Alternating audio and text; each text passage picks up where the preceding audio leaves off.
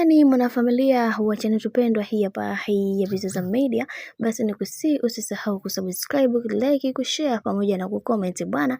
Diamond Platnumz kwa upande wake ameweza kukili ule ujinga wote ambao umeweza kutokea katika maisha yake, na kitu ambacho alichoweza kukisema ni kwamba yeye kama mwanamume mwenye akili timamu anajua namna ambavyo ya kuweza kusolve changamoto ambazo zimekuwa zikitokea katika maisha yake, na kwa upande wake anatambua namna ambavyo anatamani kuweza kuona maisha yake yakiwa katika misingi na mikakati iliyo bora. Najua kuna wengi watajiuliza maswali mengi juu ya hiki ambacho kinachoendelea, lakini ukweli utabaki kuwa pale pale, na ameweza kukili na kusema kiukweli, mimi ni moja kati ya mwanaume ambaye mara zote natamani sana kuweza kuona bibi Zuchu akiwa na amani katika maisha yake. Najua sijakamilika, najua namuumiza kwa namna nyingi tu ambazo mara zote amekuwa akinisihi kwamba hutakiwi kufanya hivyo, lakini mimi nimekuwa nikifanya nikijidai ya kwamba ni mwanaume. Lakini leo hii nimeweza kutambua thamani yake baada ya yale yote kuweza kutokea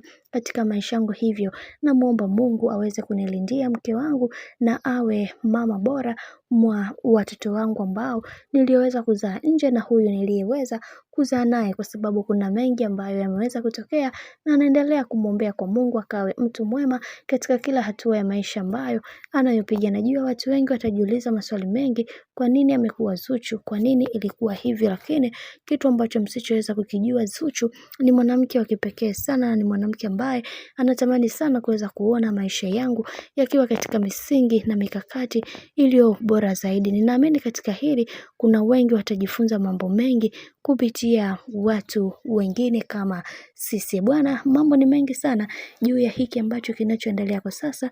Mimi naomba nikukumbushe kitu kimoja, kama ndo mara ya kwanza kufuatilia channel tupendwa hii hapa ya Bizaza Media, basi usisahau kusubscribe, kulike, kushare pamoja na kucomment, kwani ukifanya hivyo utakuwa umejiweka katika nafasi nzuri ya wewe kuweza kuenjoy na kufurahi pia.